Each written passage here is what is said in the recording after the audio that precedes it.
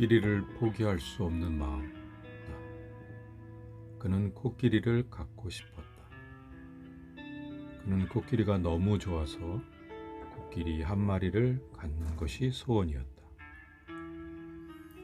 자나깨나 코끼리에 대한 생각으로 머리가 뜨거웠다.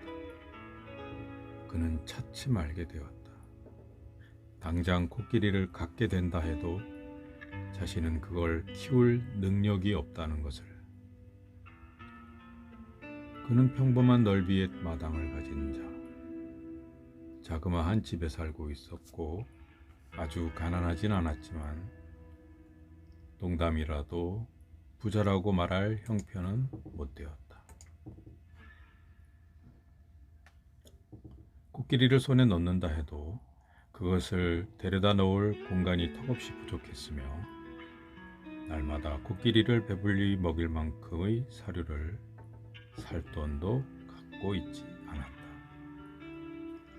그는 자신이 부가 필요하다는 것을 깨달았다.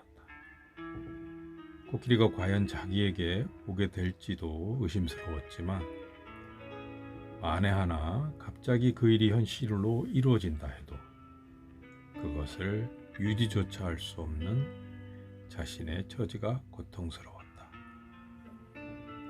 그래서 그는 돈을 모으려고 밤낮으로 노력했다. 그러나 생각만큼 잘 되지 않았다.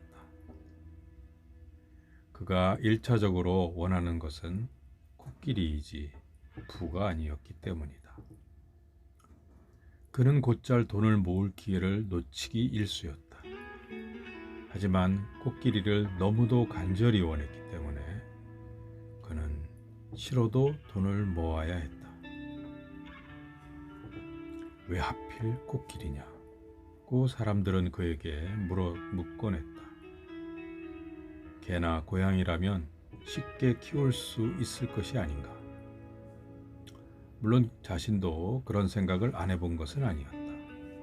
하지만 그의 마음은 온통 코끼리한테 사로잡혀 있어서 어쩔 수가 없었다. 그는 아직도 부자가 되지 못했고 아직 코끼리는 그의 것이 아니었다. 이제 그가 원하는 것은 코끼리가 아니었다. 그가 가장 원하는 것은 이것이었다. 코끼리를 포기할 수 없는 마음. 어느 만화에서 읽은 이 이야기는 나의 이야기이자 당신의 이야기다. 그렇다. 삶에서 우리를 힘들게 하는 것은 원하는 어떤 것을 이루지 못하기 때문이 아니라 원하는 그 마음을 내려놓을 수 없기 때문이다. 코끼리를 간절히 갈구하면 언젠가는 그것을 소유하게 될 것이라고 세상은 말한다. 하지만 그것은 결국 또 다른 고통의 시작일 뿐이다. 왜냐하면 거기 언제나 더 멋지고 아름다운 코끼리가 존재하기 때문이다. 인간이 추구하는 자유에는 두 종류가 있다. 하나는 욕망의 자유이고 다른 하나는 욕망으로부터의 자유이다. 우리는 늘 욕망의 자유, 곧 선택의 자유를 추구하며 살아간다. 이제 그것은 각자의 마음 속에서 날마다 들려오는 거부할 수 없는 명령과 같다. 어서 코끼리를 원해. 코끼리를 소유하면 넌 더 행복해질 수 있어. 그리하여 당신은 코끼리를 살 돈을 모으느라 일생의 시간을 다 보낼 것이고 그런 다음에 코끼리를 마련하느라 허덕일 것이며 코끼리와 단 한 번도 즐겁게 노는 적이 없을 것이다. 그리고 생의 마지막에 이르러서는 결국 그 코끼리 때문에 자신은 한순간도 행복하지 않았음을 깨달을 것이다. 그것이 욕망의 자유를 추구하는 인간의 숙명이다. 고타마 붓다가 6년의 고행 끝에 니란자나 강가의 보리수에 앉아서 깨달은 첫 번째 진리는 인간의 삶은 두카라는 것이다. 두카란 흔히 고통으로 번역되지만 나는 그것을 행복의 부재라고 옮기고 싶다. 행복의 부재.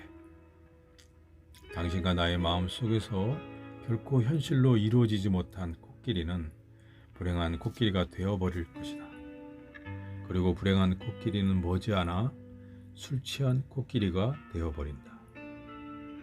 술 취한 코끼리는 곧 행복의 부재에 대한 슬픈 증명이다.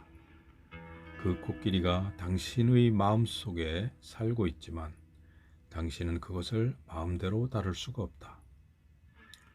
코끼리는 행복의 부재라는 스디쓴 술에 취해 있기 때문이다. 술 취한 코끼리가 어느덧 당신의 마음의 주인이 되어버렸다.